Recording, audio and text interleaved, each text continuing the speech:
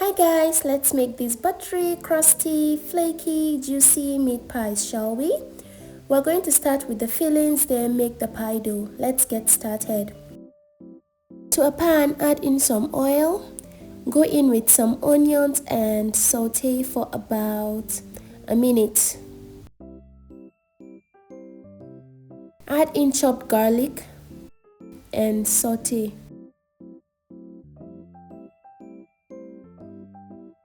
Go in with your well-washed and minced beef and stir properly. Add a teaspoon of salt, crushed seasoning cubes, a bit of black pepper, some chopped Scotch bonnet pepper, some curry, this is quite optional, and stir. Stir properly till everything is well mixed.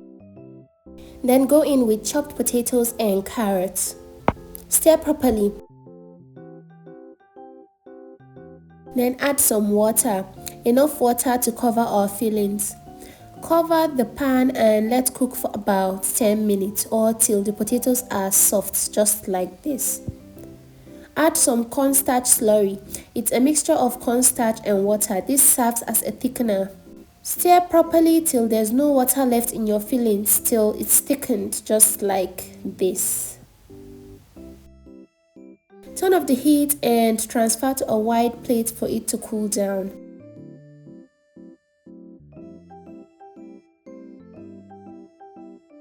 While it's cooling down, let's make the pie dough.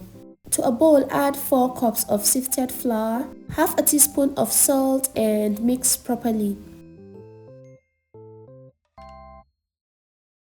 You're going to need 250 grams of cold butter. This is very cold and hard. I'm using this kind and I'll use all of it. Turn everything in and mix up. You might want to use a knife to cut the cold butter up into tiny cubes, that way it will be easier to work with. Make sure you mix properly to avoid big chunks of butter in your pie dough. It should look like this when you are done mixing, just like breadcrumbs. Next is to add very cold water. Cold butter and cold water is the secret to flaky and crusty pie dough. I measured 1 cup of water and I'm going to add it in bits till it all comes together. Please don't overmix this and don't pour the water all at once to prevent having a soggy pie dough.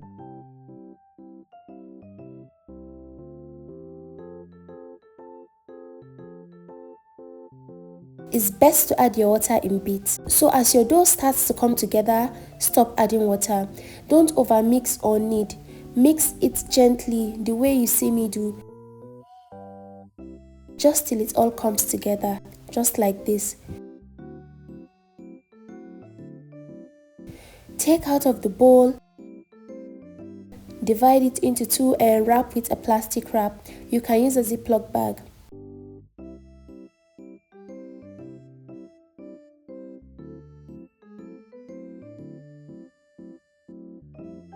After wrapping, you are going to refrigerate it for about 30 minutes. Refrigerating your dough makes it easier for you to roll and use. Flour your work surface and roll your dough. You should roll this wide and thin, not too thin though.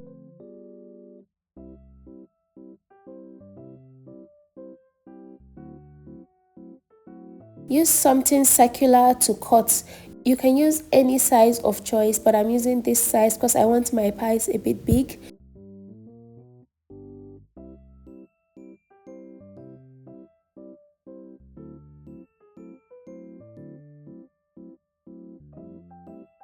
After cutting, take out what's left. We'll roll this later.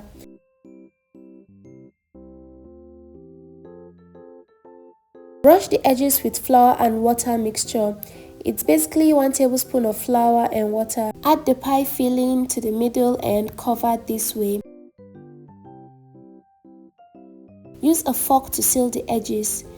Doing this gives it this beautiful Nigerian pie look that we all know.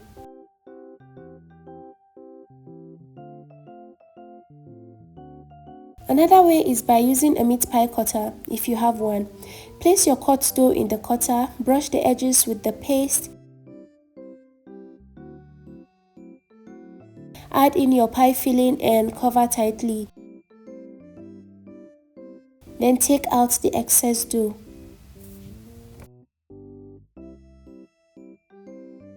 Look how beautiful this looks. The pies are all done and I'll poke some holes in them using a fork. This will prevent them from busting open in the oven and will give them room to breathe. We'll use an egg for the egg wash. You're going to glaze the top of the pies. This is the secret to the shine you see on meat pies. Egg wash.